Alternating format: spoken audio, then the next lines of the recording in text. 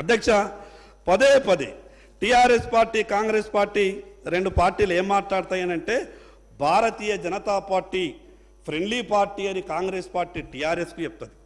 TRS party ఏమంటది Bharatiya Janata party కాంగ్రెస్కు friendly party అని చెప్తుంది. అధ్యక్ష శ్రీనివాసరెడ్డి గారు మాట్లాడుతూ ఒక మాట అన్నారు, బీజేపీ అభ్యర్థులను ఏ పార్టీ ఓడించిందని. ఆ ఒక్క విషయమే తెలుసా అధ్యక్ష వాళ్ళకు? ఈరోజు భారతీయ జనతా పార్టీ ఈ రాష్ట్రంలో రెండు పార్టీలను ఓడగొట్టినటువంటి చరిత్ర ఉన్నది. ఈ రెండు పార్టీలు కూడా మాకు సరి సమానమని, ఈ రెండు పార్టీలు కూడా రాష్ట్ర ప్రయోజనాలు కాపాడడంలో వాళ్ళు ఫెయిల్యూర్ అవుతున్నారని ఈరోజు కాంగ్రెస్ పార్టీని ఓడగొట్టాం అధ్యక్ష కామారెడ్డిలో, టీఆర్ఎస్ పార్టీని ఓడగొట్టాం అధ్యక్ష కామారెడ్డిలో. ఈరోజు రెండు పార్టీలను మేము ఓడగొట్టినాం.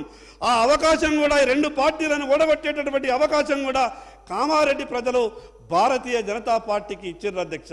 పదే పదే ఎన్నికలు వచ్చినప్పుడల్లా ఈరోజు కాంగ్రెస్ పార్టీ బీజేపీకి భారతీయ జనతా పార్టీకి టీఆర్ఎస్కు సంబంధం ఉన్నదని, టీఆర్ఎస్ పార్టీ కాంగ్రెస్ పార్టీకి భారతీయ జనతా పార్టీకి సంబంధం ఉన్నదని రాజకీయ ఆరోపణలు చేసి పబ్బం గడుపుకునే ప్రయత్నం చేయడం, ఇది మళ్ళా నిండు శాసనసభలో ఇది మంచి సాంప్రదాయం కాదని ఈ సందర్భంగా చెప్పదలుచుకున్నాం అధ్యక్ష.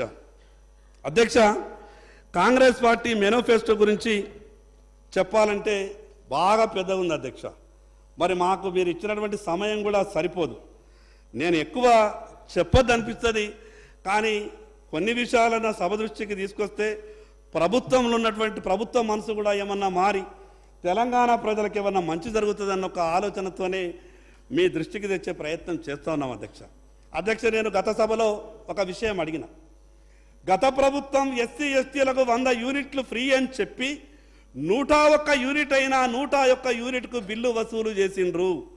మీరు కొత్తగా 200 యూనిట్లు ప్రతి ఇంటికి ఉచితంగా ఇస్తామన్నారు కదా, మరి ఎన్ని యూనిట్లు కాల్చినా 200 యూనిట్లని కటియేసి మిగతా దానికి బిల్లులు చేస్తారా, లేదా గత ప్రభుత్వం తీరే ప్రజలని మోసం చేస్తారా అంటే ఆ విషయం మీద కూడా ప్రభుత్వం స్పష్టంగా గవర్నర్ గారితో చెప్పించే ప్రయత్నం చేయలేదు అధ్యక్ష. అధ్యక్ష మీ ద్వారా ప్రభుత్వంలో ఉన్నటువంటి అధ్యక్ష ఒకటే మీ ద్వారా ప్రభుత్వంలో ఉన్నటువంటి పెద్దలకు ఒక విషయం చెప్పదలుచుకున్న అధ్యక్ష, రాజకీయ భేషజాలకు పోయి తెలంగాణ రాష్ట్రానికి మాత్రం అన్యాయం చేయవద్దని కోరుతున్నా అధ్యక్ష.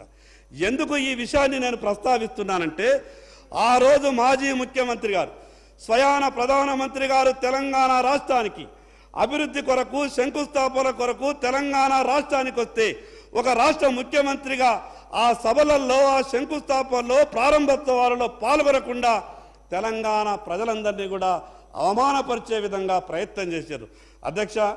ఇక్కడ ఈ రాష్ట్రంలో ఉన్నటువంటిది ప్రభుత్వం. నరేంద్ర మోడీ గారి దగ్గరకో భారతీయ జనతా పార్టీ మంత్రుల దగ్గరకో వ్యక్తిగతంగా పోతలేరు అధ్యక్ష. ప్రభుత్వ పరంగా జరగాల్సినటువంటి కార్యక్రమాలు జరగాలనంటే కేంద్రంలో ఉన్నటువంటి ప్రభుత్వంతో సఖ్యతగా మెదులుతేనే ఈ రాష్ట్రానికి ఏదైనా మంచి జరిగే అవకాశం ఉంటుంది అధ్యక్ష. కేవలం ఎన్నికల సమయంలో ఈ రకమైనటువంటి ఆరోపణలు చేసి రాజకీయ పబ్బం గడుపుకోవాలా, కేవలం రాజకీయ విమర్శలు చేసి రాష్ట్రాన్ని పరిపాలించాలనుకుంటే మాత్రం రాష్ట్ర ప్రజలు అన్ని విషయాలను గమనిస్తూ ఉన్నారు అధ్యక్ష.